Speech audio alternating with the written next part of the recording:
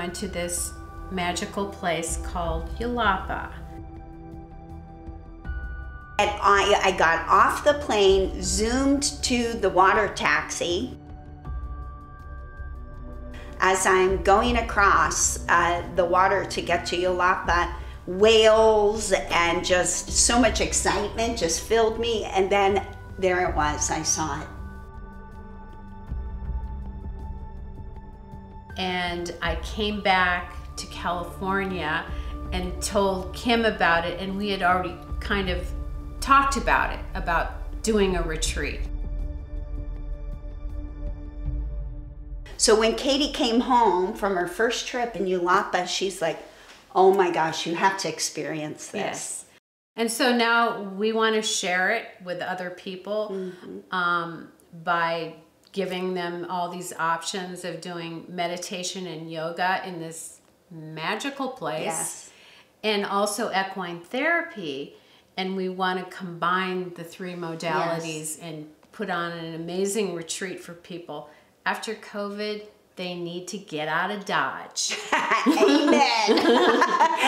No, and our heart behind this is that you would come and have your first experience in Yelapa, or maybe not your first, but your experience, and taking the tools of yoga, meditation, equine therapy, dance, just being a part of the magic in Yelapa, and whatever it is that you need from this retreat, for you to find that through this experience.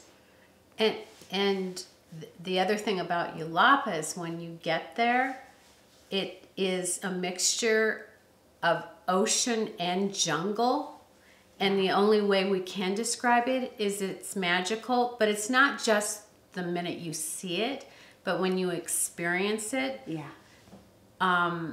The cobblestone streets. Yeah. I think one of the first things I noticed was that there were no cars.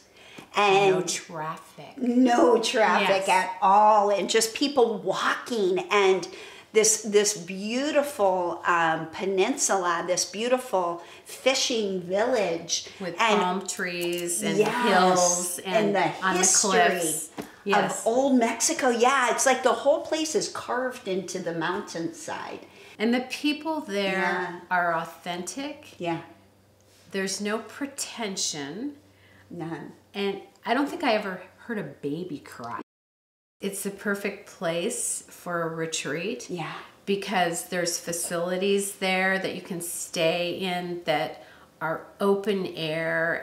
Yeah, everything. Jalisco, Mexico has excellent food. It is. It's fresh, made fresh every day. You have fresh fish every day.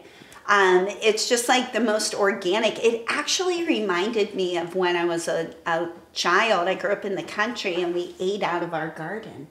In addition to the fact that there are no cars there, there are no chain restaurants because only indigenous people can own the land.